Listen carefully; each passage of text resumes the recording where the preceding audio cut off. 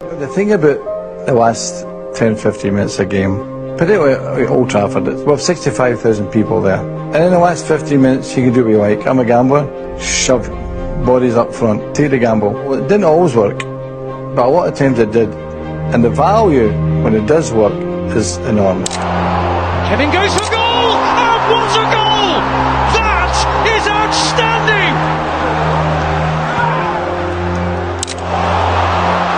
United now looking for a winner, needing a winner. Can Šeško provide it?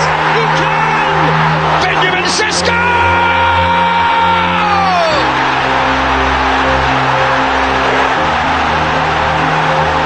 It's the spirit of Fergie Time!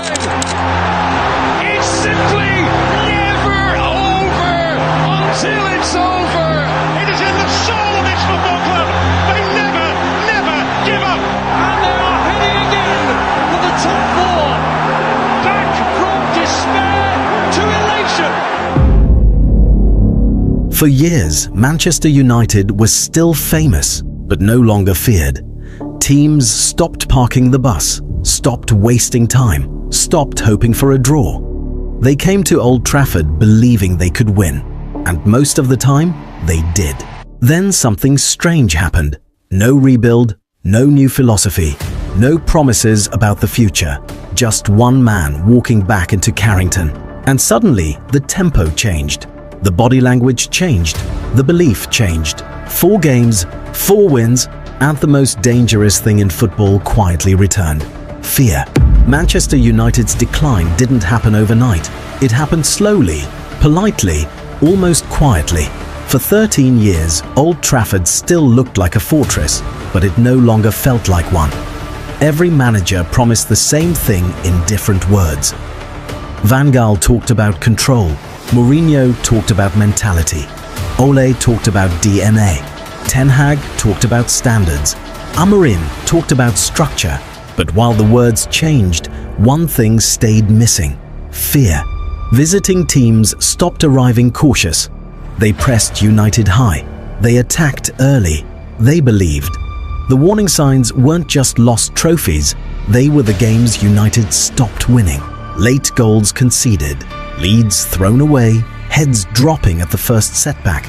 By late 2025, under Ruben Amorim, United weren't weak. They were uncertain. Players looked trapped inside instructions. Systems mattered more than instincts. Footballers were thinking instead of reacting. And when Manchester United stop reacting, they stop intimidating. By January 2026, when Amorim was dismissed, the truth was unavoidable. The badge still carried history, but the shirt no longer carried weight. Opponents didn't feel pressure wearing it down. They felt opportunity. United didn't need another idea. They needed someone who remembered what fear actually felt like. Michael Carrick didn't walk into Carrington like a modern manager. No grand unveiling, no talk of projects or patience. He walked in like someone who already knew the answers. Because Carrick wasn't guessing what Manchester United should be, he lived it. For years, he sat beside Sir Alex Ferguson, watching how he handled defeats, how he handled players, how he controlled moments. Carrick understood something modern football often forgets. At Manchester United, clarity beats complexity.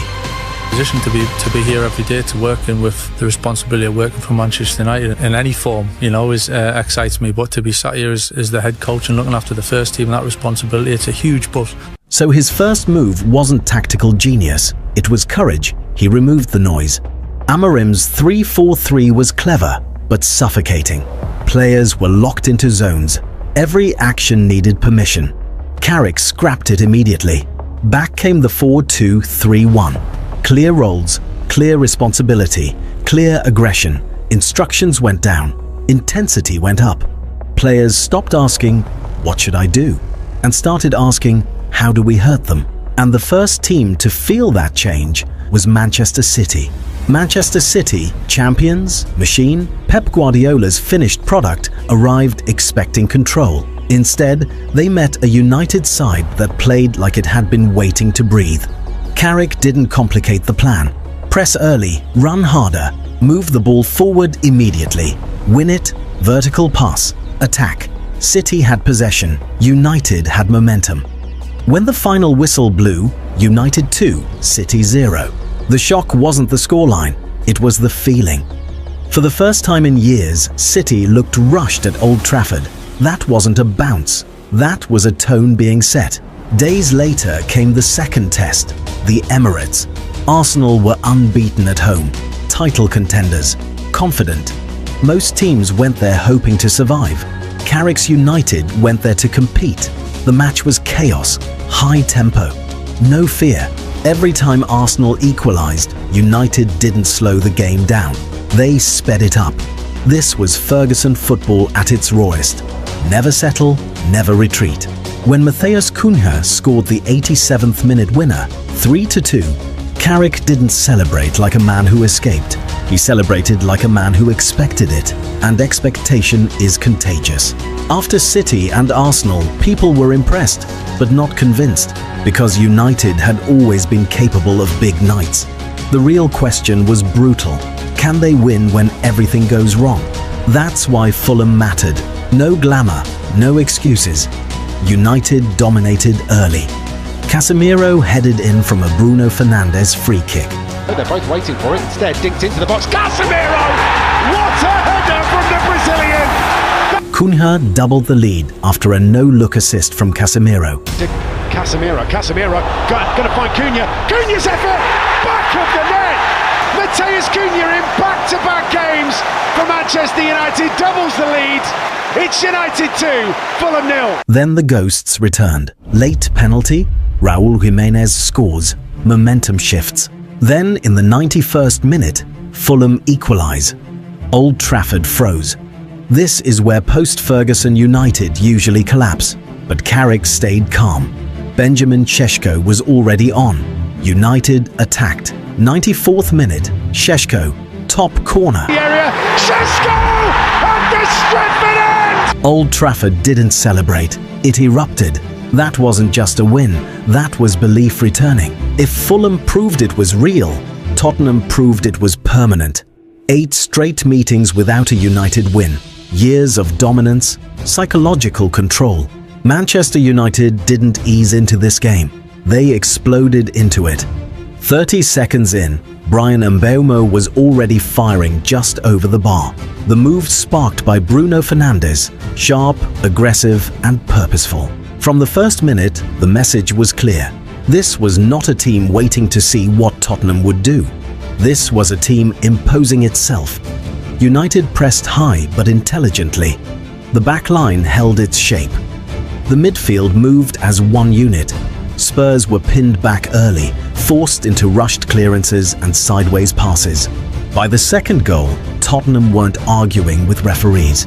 They were looking at the bench for help. That's fear. Breaking a 4-year curse isn't luck, it's atmosphere. Old Trafford stopped being a venue. It became a threat again. And the numbers now tell a terrifying story. 4 games, 4 wins. The tactical win. City, the statement win. Arsenal, the Fergie Time win. Fulham, the revenge win. Tottenham, 4th place regained. But more importantly, the red shirt is heavy again. The board might still be reading other CVs. They're looking in the wrong direction. The man they need is already there. The fear is back. The blueprint is restored. Michael Carrick's Manchester United is finally terrifying again. Which Carrick change do you think made the biggest impact? The midfield dominance, the attacking freedom, or the defensive fortress? Comment below and let us know. Do you think this United team can really bring back Fergie-era fear to the Premier League?